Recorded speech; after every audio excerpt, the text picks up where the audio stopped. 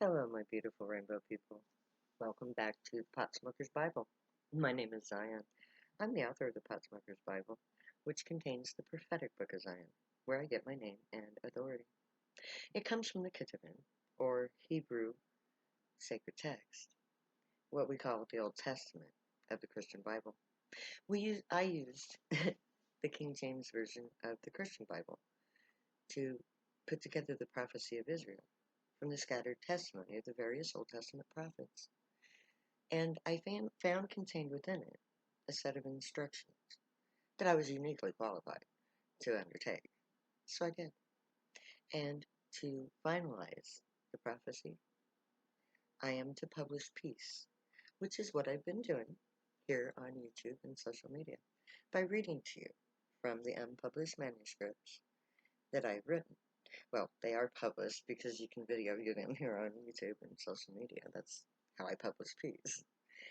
And today, I'm doing the conclusion of the 28th chapter of the Book of Zion. It's called The Temple of Zion, and it goes like this. No one is going to end the war on drugs for us.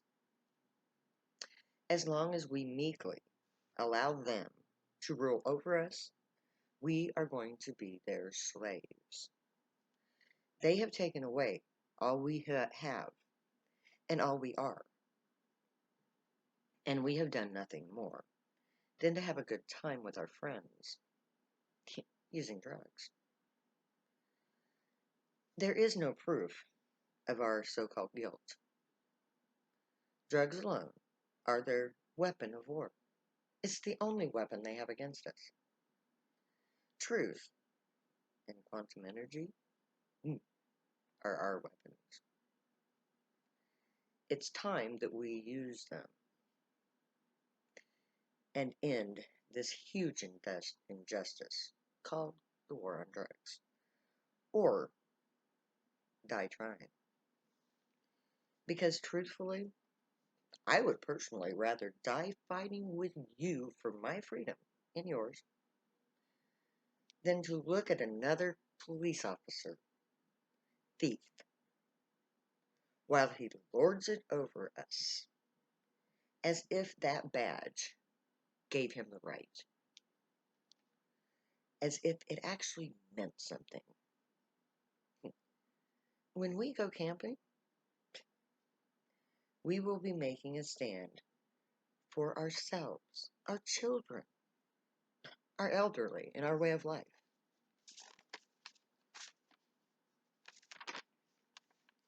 There will be no turning back once we go camping. We pack up and we go to our campsite, and it's do or die. And the 50 tempers of the 50 members of the temple, excuse me, knew that. This is a revolution. I am planning an uprising, and I have been for many years. Like Mahatma Gandhi, I want to stage a national strike in America. We Americans, when we take to our tents, we stand together as a true nation, united by culture. We are saying to the world, fuck you. We don't have to take this crap. You want a war? Well, here it is. Come on, take your best shot. But first, you have to prove that you have the right. That's what the temple set in motion. We 50 defied the government willingly, forcing a confrontation. We did so in order to set up the elements of the prophecy. We had to get me into court and into prison without me being rich enough to have enough money to afford a lawyer. That set me up to write the book and to take the prophecy to the next phase. which sets in motion the controversy of Zion. The controversy of Zion involves the elements of prophecy, which lays out God's ultimate judgment for this society as a whole. And it sets up the individual elements of guilt for every person, which is covered in the next chapter called Judgment, which we will take up in our next series. So, the 50 members of the temple. Oh, it was amazing. We were a very diverse group. My rainbow people have always been rainbow people.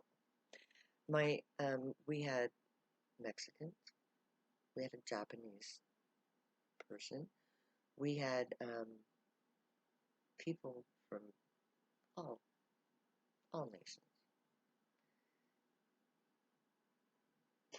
We had blacks, we had reds, we had browns, we had every color under the sun. Because the prophecy is that way. It says that the people of the nation of Zion will come from every walk of life, every creed, every nation, every family. And that's what the temple reflected, was that diversity of ethnic origin. And not only that, but we were studying philosophy through religious context. I had a theory from the beginning of the temple that stipulated that every sacred text on the planet, from every social order, was but a chapter of a larger book, kind of like the Bible. And the Bible is part of that book.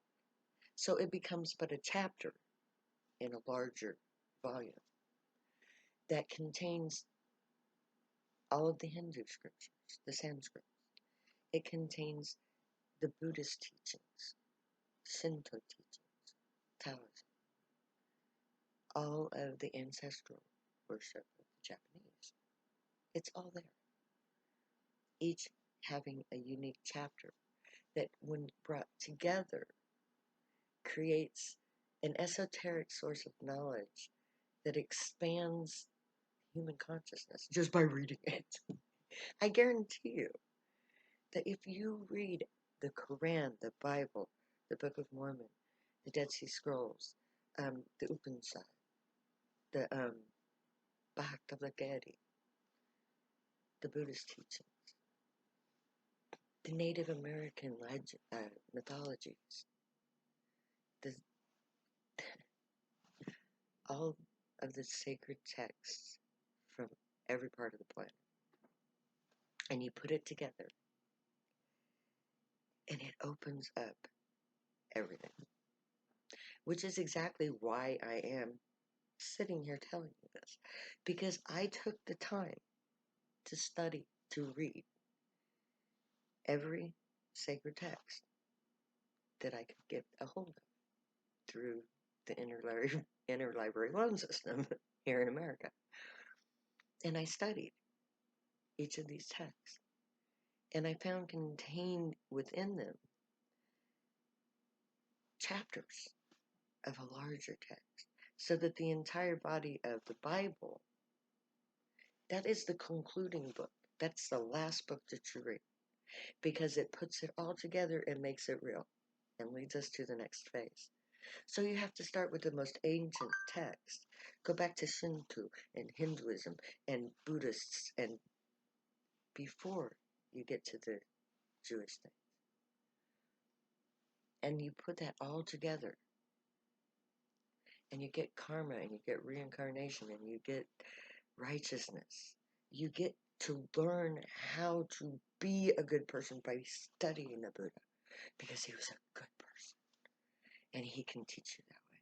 So that when you get to Jesus, you can understand how he operated. And it'd be easy to be innocent.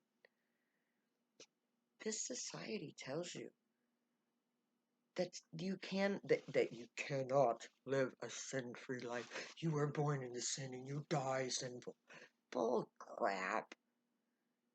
At the temple, we figured out you don't have to sin.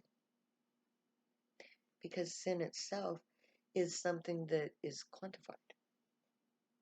So what we did was we brought everything down to its basic elements, and we came up with solutions to how we can create a society that incorporates the elements of human nature so that it can be a whole society that doesn't impede our growth in any way, shape, or form.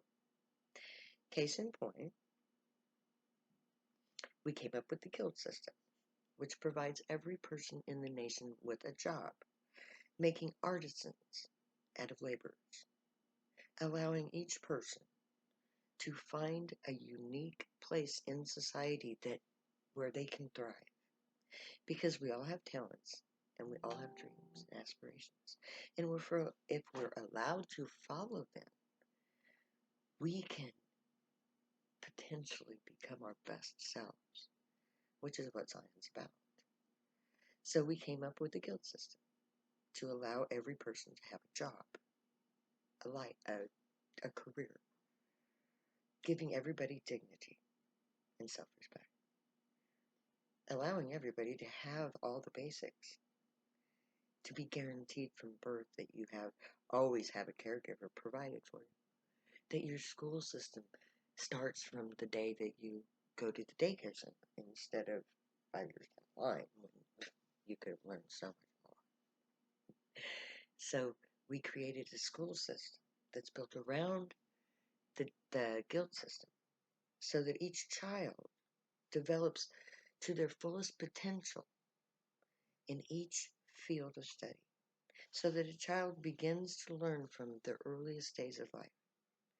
And they learn as much as they can in each category of knowledge, so that somebody who's not naturally geared towards mathematics will go through the mathematical course until they get to a place where they really can't go any further.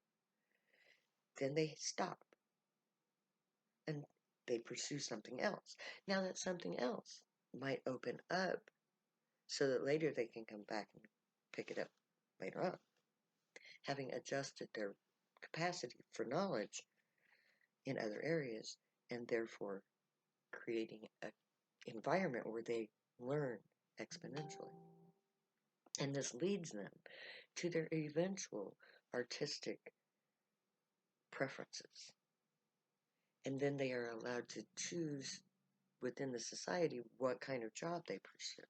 And then their education is geared towards that pursuit, so that they are constant from the moment they start their school. They are always evolving toward their eventual career. And there's no money in Zion. We were not allowed to use money in the creation of the nation of Zion. That was one of the stipulations of prophecy. So there's no money. What we do is when we get to camp, we take all of the money and we put it into a bank. We create a bank for it, the Bank of Zion. And that bank is a national bank. And anybody who goes outside of the nation has access to it.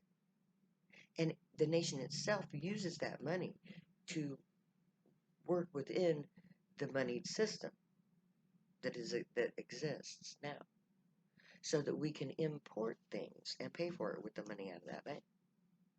And then everybody, of course, gets the opportunity to benefit from that.